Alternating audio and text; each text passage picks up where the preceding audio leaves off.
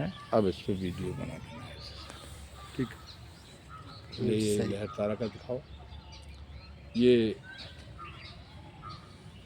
इतिहास की वो जगह है जहाँ लहर तारा नाम का ये बहुत बड़ा तालाब था पूर्व में। आसपास घना जंगल था, जंगल उस टाइम खूब हुआ करते थे, यहाँ से निकलने का रास्ता था। तो यहाँ पर एक अष्टानंद जी, हाँ अब मेरे तरफ भी फोटो उतारो, बोल काहे के लिए रहे। अब जो अष्टानंद जी हैं, अष्टानंद जी एक संत थे रामानंद जी के परिवार। तो वो यहाँ पर बैठे हुए साधना कर रहे थे। तो साधना करते करते उन्होंने देखा एक ऊपर से प्रकाश पुंज आया और पुष्प के ऊपर पुष्प ये खिले हुए थे। उस पर पड़ा, उन्होंने वो बच्चा बन गया। तो एकदम कुतूहल से जाकर ये कमाल है, प्रकाश पुंज आया और ये बच्चा बन गया। तो जब तक वो वहाँ तक आए तब तक वहाँ से वो नीरू दंपत्ति निकल पड़े। उनको पहले वचन दिया था साहब ने कि हम आपकी गोदी में खेलेंगे। तो सतगुरु कबीर साहब यहाँ पर जब उसको मिलते हैं तो इतनी भाव विद्वल हो जाती है, बच्चे को देखने में गोदी उठा लेती है, देखो बच्चा। अरे और उसको जब गोदी उठा दी तो उसकी ममता जाग जाती है और फिर वो उसको साथ में लेके जाती है। तो ये वो ऐतिहासिक लहर तारा है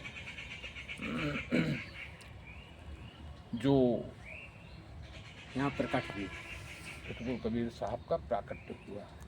पहला प्राकट्य ये दिखाया है साहब ने।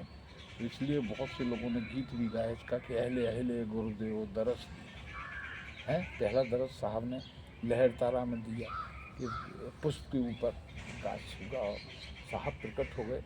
तो इसलिए साहब को पैदा हुआ नहीं मानते। और है भी, जो सत्य होता है, परमात्मा होता है, वो कभी पैदा नहीं होता, ना मरता है। सत्य तो आया, दर्शाया उन्होंने जिन्नों की तरह आए, उसको दर्शाया और फिर अपने चले गए। ऐसा उनका प्राकट्य रहा है। अब आज के युग में तो बहुत परिवर्तन हो गया, महंगाई का युग हो गया। पहले का जो युग था वो कुछ और था। लोग धार्मिक आस्थाओं को उनको बड़ी अच्छी तरीके से सजोते थे। तो ये हमारे समय खरसिया धाम से जुड़ा हुआ है, वहाँ इसकी देख रेख करते हैं सारा। तो ये लहर तारा है और ये मठ बना हुआ है सतगुरु कबीर साहब का। ये जो बड़ा है ये इसी लहर तारा के उससे इसका मठ भी बना हुआ है। इधर से भी सारा ये दिखा लो। ये मठ जो है ना सतगुरु कबीर साहब की ही याद में बनाया हुआ। और आज देखिए कितना विशाल भवन यहाँ बना हुआ है, सुंदर मंदिर बना हुआ है। तो सतगुरु कबीर साहब के बारे में जो सुनी हुई वाणी है, चेतना में भी लानी चाहिए, क्योंकि जो लिखी हुई वाणी है वो कुछ और है और सत्य कुछ और कहता है। तो सत्य की वाणी है सतगुरु कबीर साहब की, असत्य की वाणी नहीं है। साँच बराबर तप नहीं और झूठ बराबर पाप, जाके हृदय साँचे ताके हृदय। बोलिए सतगुरु साहिब की बंद करो। चल कोई बात नहीं। तो दोस्तों ये यहाँ का वीडियो है सिर्फ इसलिए कि सतगुरु कबीर साहब का जो प्राकट्य हुआ उसको लोग समझें और जानें। ये उस टाइम तो सतगुरु कबीर साहब का जब प्राकट्य हुआ तो आज तो ये कौपों के रूप में दिखाई दे रहे हैं, कलियों के रूप में, लेकिन ये पुष्प थे, पुष्प थे, ठीक है। कमल के ही सारे पुष्प हैं इसमें। कमल पुष्प पर ही सतगुरु कबीर साहब का प्राकट्य हुआ था।